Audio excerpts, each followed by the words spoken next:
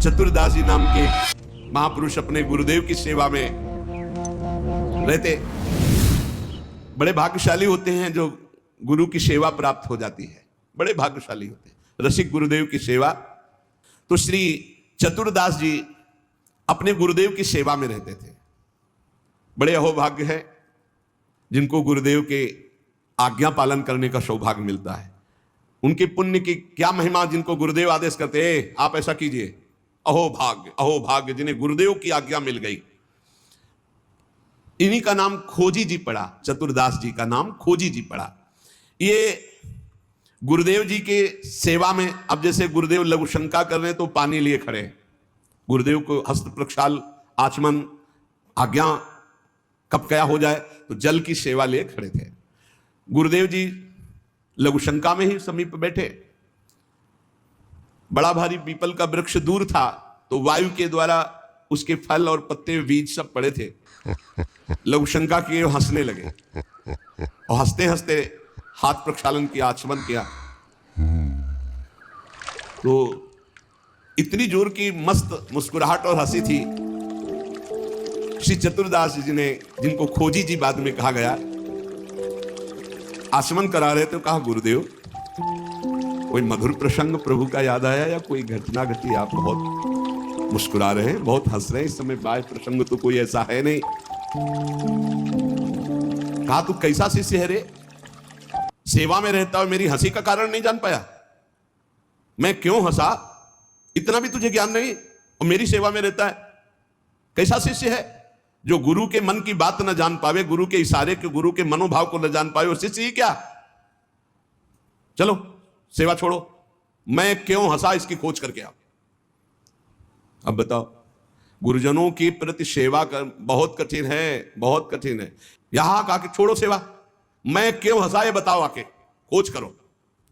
अब गुरु आ गया, तुम्हारी बुद्धि अब सेवा के अधिकारी नहीं, यदि तुम ये नहीं जान सकते मैं क्यों हंसा। हंसे गुरु जी और फंसे चेला जी। आप समझो, अब मतलब कितना कठिन विषय है गुरु सेवा, बहुत कठिन। यही तो अमोघस्य, जो जीत गया अमोघस्य। तुम्हारी बुद्धि विवेक रहित है। जब तक तुम हमारे हंसने का कारण ज्ञात करके ना हो तब तक तुम्हें हमारे पास कभी नहीं आना चाहिए। चलो जाओ यहां से, आश्रम से। हमारे मन की बात जब जान जाओगे कि मैं क्यों हंसा, उसका कारण सही बताओगे आकर के, और जो मैं मन में सोच रहा था तो फिर सेवा में रख लूंगा, तब मैं मानूंगा कि तुम मेरे सच्चे शिष्य हो और सेवक हो। साष्टांग दंडवत किया, जो आज्ञा गुरुदेव। अब चल दिए, जहां संत महात्मा मिलते तो विनम्रता पूर्वक दंडवत करते हो, कहते हमारे गुरुजी लघु शंका करते समय हंस दिए, क्या कारण था? तो सब कहते गीता की बात पूछो, भागवत की बात पूछो, वेदों के, तुम्हारे गुरुजी है तो लघु शंका में हंस दिया, हम इसका क्या मतलब बताए? तो और उपहास होता। भला कोई इस प्रश्न का क्या उत्तर दे? कोई सुलझे हुए महात्मा थे, उन्होंने कहा रामायण गीता भागवत का प्रश्न हो तो अभी मैं उत्तर दे दूं, लेकिन आपके गुरुजी लघु शंका करते हुए क्यों हंसे, इसका हमको ज्ञान कैसे होगा? हम कैसे उत्तर दे आपको? ये तो गुरुजी से ही पूछो जाके।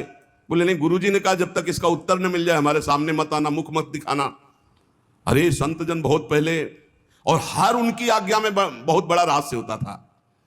अब ये रोज जलते कि गुरु सेवा से वंचित हो गया, गुरु सेवा छूट गई।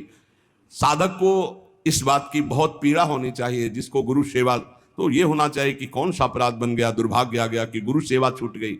वो रात दिन जलते इसी प्रकार, और संतों से जा जाकर पूछते पर कोई समाधान नहीं मिला। अब उन्होंने विचार किया गुरुजी के सामने जाना नहीं, सेवा है नहीं, तो अब शरीर को रख के क्या करें? शरीर को नष्ट कर देते हैं। शरीर का परित्याग कर देने की ठानी कि अब शरीर रख के क्या करें? गुरुजी ने सेवा से निकाल दिया, उत्तर मिल नहीं पा रहा, तो शरीर किस काम का? अब वो एकांत में निर्जन वन में जाकर बैठ गए और नाम जप करने लगे, और सोचा बस भूख प्यास से पीड़ित होकर यही शरीर छोड़ दूंगा, कुछ खाना नहीं, कुछ पीना नहीं, रात दिन भगवान नाम जप करना, शरीर छोड़ दूंगा। गुरु की आज्ञा पे थे, जिज्ञासा प्रबल थी, सेवा छूट गई थी, पीड़ा बहुत थी। अभी कुछ ही दिन हुए थे, न अन्न न जल, रात दिन नाम जप और शरीर छोड़ने का संकल्प। महामहिम श्री कबीरदास जी प्रकट हुए, ए भाई आंख खोलो। आंख खोला तो देखा कबीरदास जी, साष्टांग दंडवत किया। हाँ, क्या प्रश्न है तुम्हारा? क्यों इतना कष्ट सह रहे हो? इसका मतलब समझ रहे हो? जब कोई सच्ची भावना से भगवान का भजन करता है तो भगवान अपने दिव्य पार्षदों को भेज देते हैं, समस्या का समाधान। सुनो, जब तुम्हारे गुरुजी लघुशंका कर रहे थे तो उनकी लघुशंका की ढाल में एक पीपल का बीज बह रहा था। बीज को बहते हुए लघुशंका में देखकर गुरुजी विचार करने लगे कि ओहो, देखो इस बीज में पीपल का पूरा वृक्ष छुपा हुआ है। लेकिन जब ये बीज पीपल में था तो कितना बंदनीय और कहां सुव्यवस्थित था, और जब ये पीपल से अलग हुआ तो लघुशंका में बह गया। इसका मतलब पीपल का वृक्ष साक्षात ब्रह्म है और उसका अंश जीव है। जीव जब अविद्या के कारण ब्रह्म से अलग हो जाता है तो मलमूत्र के द्वारों में बह जाता है आसक्ति होकर, और अगर वो ब्रह्म से जुड़ा रहे तो वो ब्रह्म में पूजनीय और ब्रह्ममय हो जाता है। ब्रह्मविद ब्रह्मयु भवति, कबीरदास जी ने व्याख्या करके बताई कि जब वो ब्रह्म से जुड़ा रहता है तो ब्रह्ममय रहता है, जब ब्रह्म से अलग हो जाता है तो मलमूत्र के शरीर में आसक्त होकर मलमूत्र के द्वारों के भोगने में पूरा जीवन नष्ट कर देता है। जीवात्मा जब प्रभु से विमुख हो जाता है तो उसकी यही दुर्गति होती है। जैसे पीपल के वृक्ष से फल से वो बीज अलग हो गया तो लघुशंका के प्रवाह में बह गया, और नहीं तो इतना महान वृक्ष उसमें छिपा हुआ है कि अगर उसे सुव्यवस्थित किया जाए। अरे मेरे गुरुजी के हंसने का इतना गूढ़ रहस्य, खोजी जी का संशय मिट गया और गुरुदेव के पास आए, साष्टांग दंडवत किया। उनका उत्तर कहा, गुरुदेव महामहिम श्री कबीरदास जी ने ऐसा ऐसा ऐसा बताया।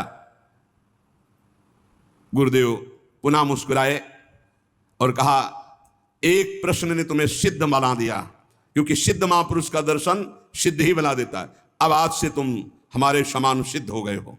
अब तुम आज से हमारे मन की सारी बातें जान लोगे। शिष्य के मन की बात जान लेना तो हर सिद्ध पुरुष का, लेकिन अपने गुरु के मन की बात जान लेना ये बहुत बड़ी बात होती है।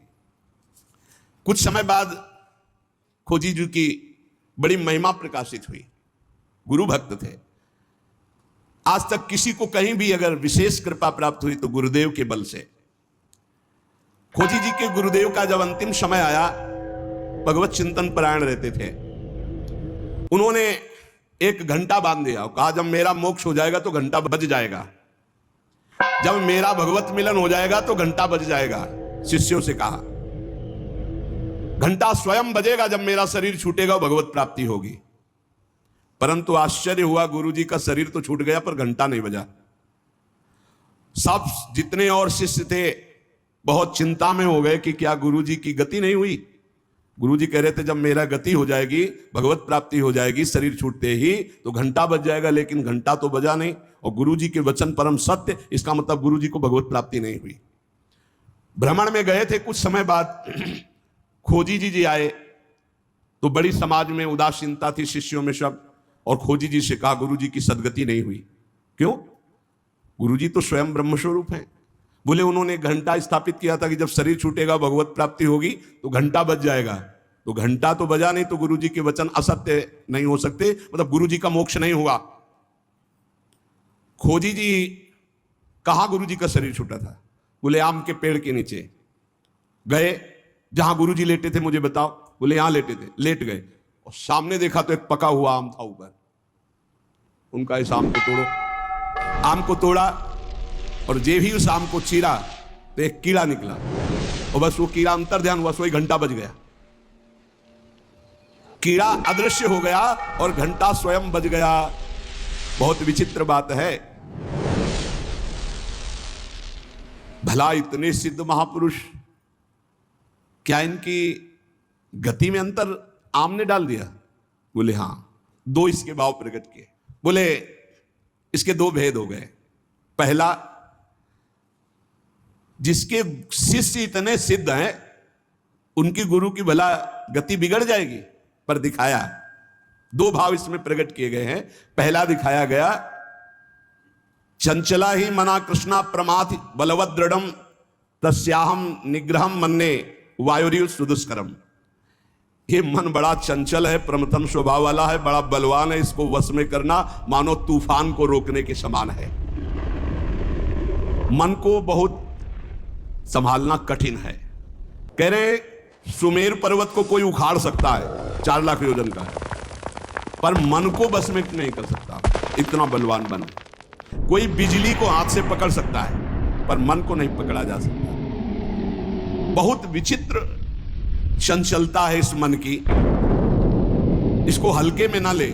इतने सिद्ध महापुरुष, और जब उनका अंतिम समय तो पका हुआ आम देखा, पके हुए आम में मन चला गया।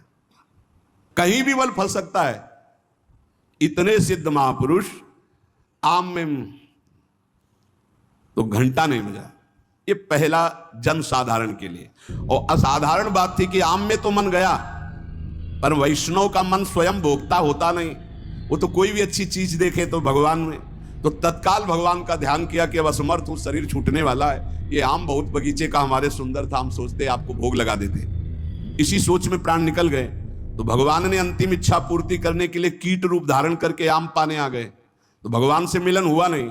जब आम को छेदन किया और वो भगवान अंतर ध्यान हुए, तब जाके खोजी जी से मिले तो घंटा बज गया। इसका आंतरिक रहस्य बताया। तो यहां यह बताया गया कि मन बड़ा चंचल है। भगवत प्राप्ति करने वाले उपासक को कहीं भी अपने मन की वृत्ति ना अटक जाए, इसमें अंतिम तक सावधान रखना है। अंतिम तक कभी भी फंस सकती है।